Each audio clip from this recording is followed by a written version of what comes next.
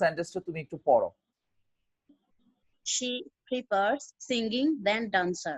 দেন dancer, এই যে আমাদের বইয়ে ডান্সার শব্দটা আছে না, শব্দটা ডান্সার হবে না, শব্দটা হবে ডান্স। আরটা কেটে দাও, আরটা মুছে ফেলো। ছোটবেলায় যে মুছতে না তোমরা, ওই যে তোমরা মনোযোগ দিয়ে শোনো। She prefers singing than dance.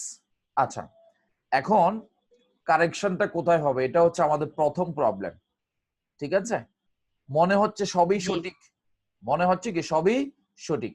তাহলে প্রথমত কাজ হচ্ছে আমাদেরকে প্রিফার্স এর নিচে দাগ দিতে হবে। প্রিফার্স এর নিচে আমরা আন্ডারলাইন করব। আমরা রাইট ফর্ম অফ ভার্বে শিখে আসছিলাম যে prefers, preposition, practice, avoid, mistake, finish, with a view to, look forward to, be used to, with a view to, object to, according to, accustom two.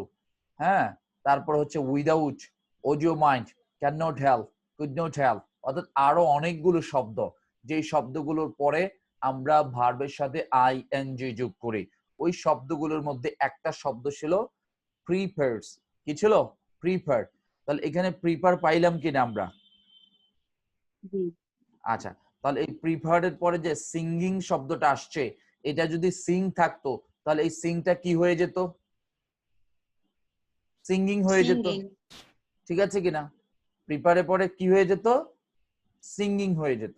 বা এখানে অলরেডি সিঙ্গিং দেওয়া আছে, যদি singing দেওয়া না থাকতো, যদি সিং থাকতো, আমাদেরকে সিঙ্গিং করতে হতো। এবার আসো দেনের নিচে দাগ দাও, সবাই দেনের নিচে দাগ দাও, দেনের নিচে দাগ দাও। আচ্ছা সালমা বলো তো, এখানে কি দেন হবে না টু হবে? টু হবে। এতটুকু তো বুঝতে পারছো যে ভাই এখানে দেন পাইছি, তো দেনটাকে কেটে আমাদের টু লিখতে হবে, এটা তো বুঝতে পারছো। জি ওই প্রিপারের পরে যে সিঙ্গিং হবে, এটা হয়তো এখন অ্যাবসেন্ট মাইন্ড, ভুলে গেছো, বাট আমি বলার পরে মনে আসছে কিনা? জি। তাহলে রাইট ফর্ম অফ ভার্বের সাথে কারেকশনের কম্বিনেশন আছে কি নাই? জি ভাই আছে, মাথায় রাখতে হবে। ঠিক আছে, জি। এবার আসো এই দেনের পরে কি আছে? ডান্স না ডান্সার বলো তো? ডান্স। ডান্স, ডান্সের সাথে আইএনজি যোগ করো, তাহলে কি হয়ে যাবে? ডান্সিং। ডান্সিং। তাহলে ডান্সের সাথে আইএনজি যোগ করলে কি হয়ে যাবে? ডান্সিং। তাহলে বলো তো এই সেন্টেন্সে কয়টা কারেকশন পাইলাম? তিনটা, মানে দুইটা কারেকশন। দুইটা। দুইটা কারেকশন কি কি বলো তো? ডান্সের জায়গায় হবে, দেনের জায়গায় হবে টু, আর ডান্সের জায়গায় হবে ডান্সিং। ওকে, তাহলে প্রথম কারেকশন হচ্ছে দেনের জায়গা হবে টু, এটা আমরা একটু আগে পড়ে আসছি। জুনিয়র, সিনিয়র, প্রিফার, প্রিফারেবল, এই শব্দগুলোর পরে দেন থাকলে কারেকশনে সেটাকে কিসে পরিণত করতে হবে? টুতে। নাম্বার ওয়ান, এটা বুঝতে পেরেছি ভাইয়া।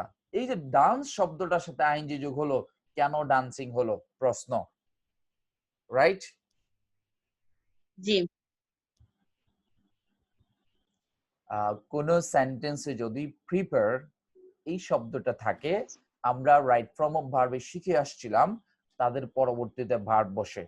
এখন যেটা আমরা শিখব যে যদি কোন সেন্টেন্সে প্রিফার শব্দটা ব্যবহৃত হয়, এই প্রিফার শব্দ হচ্ছে অধিকতর ভালো, একটার সাথে আরেকটা কম্পেয়ার করার জন্য, তুলনা করার জন্য ব্যবহৃত হয়।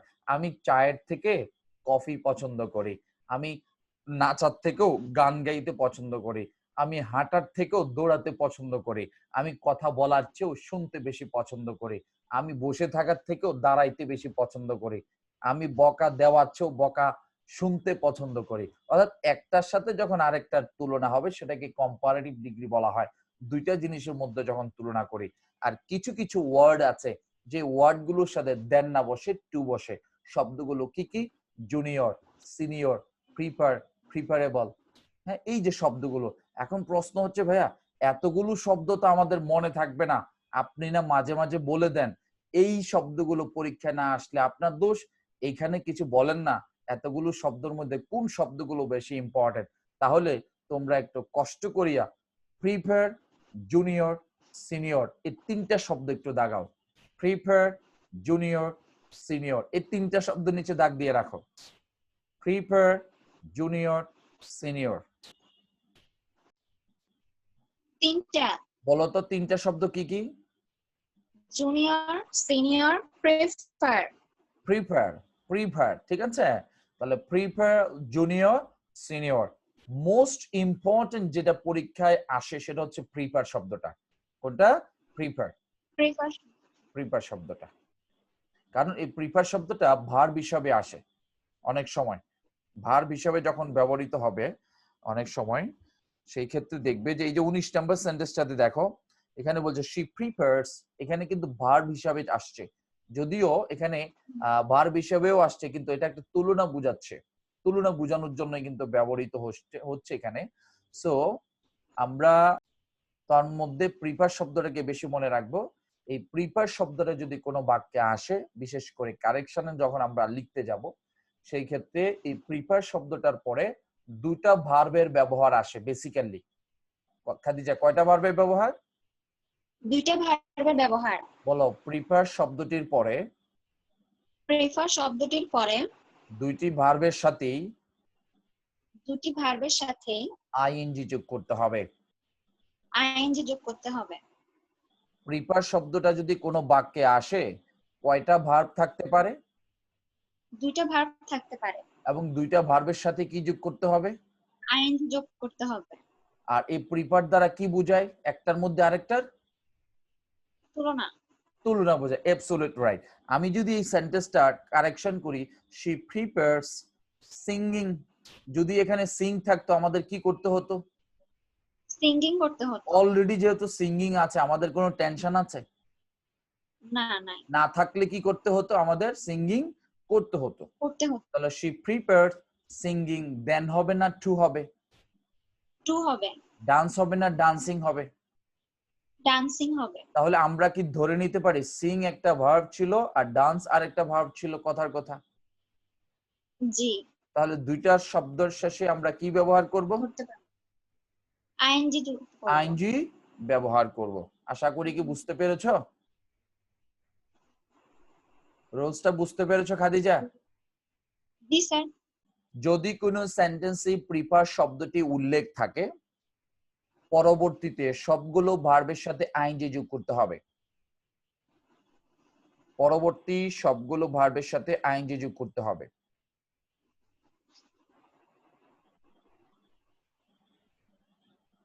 যদি কোনো সেন্টেন্সে প্রিপেয়ার শব্দটি উল্লেখ থাকে, এই প্রিপেয়ার শব্দটির পরে পরবর্তী ভার্বগুলোর সাথে কি যোগ করতে হবে?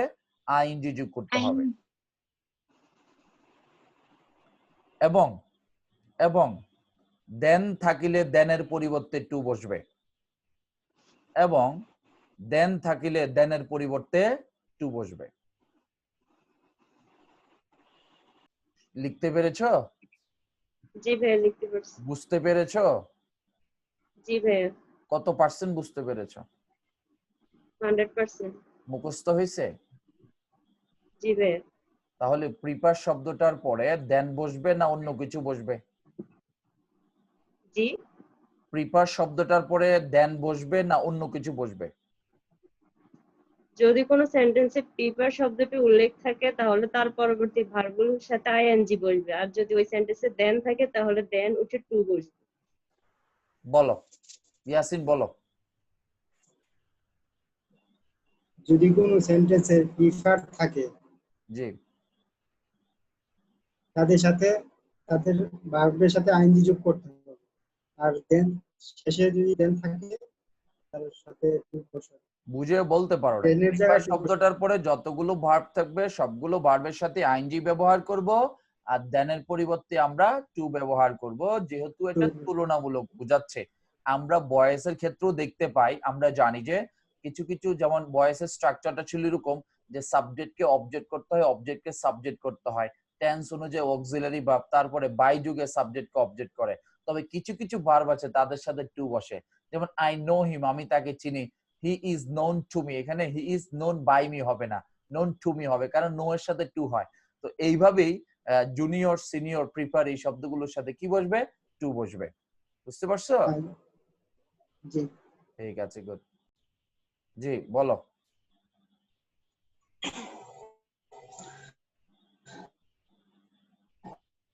বলো। যদি কোনো সেন্টেন্সে প্রিপেয়ার থাকে আর প্রিপেয়ারের পরে যতগুলা ভার্ব থাকবে ওই ভার্বগুলোতে আইএনজি যুক্ত হবে, আর এগুলোর মাঝে যদি দেন থাকে তাহলে দেনের পরিবর্তে টু বসবে। আমরা এতটুকু কি বুঝতে কোনো অসুবিধা আছে? না। তামান্না বলো।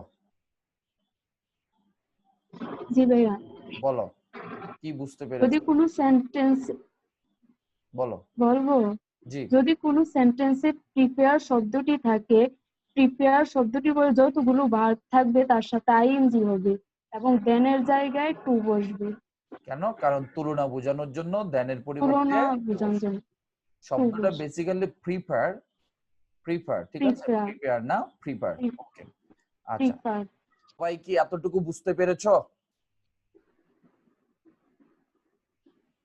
সবাই বুঝতে পেরেছো? আশা করি নেটওয়ার্কের সমস্যা না থাকলে বুঝার কথা। Thank you so much. To sing than to dance. জি সলিউশন হবে he prefer to singing to dancing. He prefers, আবার বলো সলিউশনটা আবার বলো। He prefer to singing to dancing. আচ্ছা, প্রিফারস এর পরে যদি তুমি সিঙ্গিং করো তাহলে কি তুমি টু ব্যবহার করতে পারবে? তাহলে তো আইনজি যুগ হলো না, ইনফিনিটিভ আবার আইনজি দুটোতে একসাথে হতে পারে না, মারামারি লাগতে পারে না। জি ভাইয়া। আরেকদিন বলো। অ্যান্সারটা হবে he prepares singing to dancing. Absolutely right. He prefers singing. To sing কি হয়ে যাবে? সিঙ্গিং। টু টু সিং কি সিং হয়ে যাবে? সিঙ্গিং হয়ে যাবে, সিঙ্গিং। আর দেনের পরিবর্তে কি হবে? টু টু টু বসবে, ডান্সিং। আবার টু ড্যান্স ড্যান্সিং হয়ে যাবে।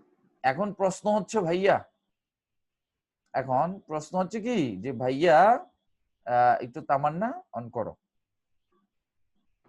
জি ভাইয়া। এখানে অলরেডি দেনের পরে কি টু দেওয়া আছে না? জি তাহলে একটু টেনশন লাগতেছে না যে ভাইয়া টু তো অলরেডি দেওয়া আছে, তাহলে আমরাও যদি আরেকটা টু আনি তাহলে দুইটা টু হবে, মনে হয় না এরকম? জি জি ভাইয়া। তাহলে দেনের পরিবর্তে একটা টু আনবা, আর এখানে তো অলরেডি একটা দেওয়া আছে। খাতায় তোমরা কি করবা জানো? এভাবে লিখবা হি প্রিফারস, সরি একটু আছে, ভালো আছে। তুমি 94 বলো, কি হবে answer? I am senior than you. I am senior to you. বেশি সহজ হয়ে গেছে মনে হচ্ছে। জি আচ্ছা ঠিক আছে, পারা যাবে।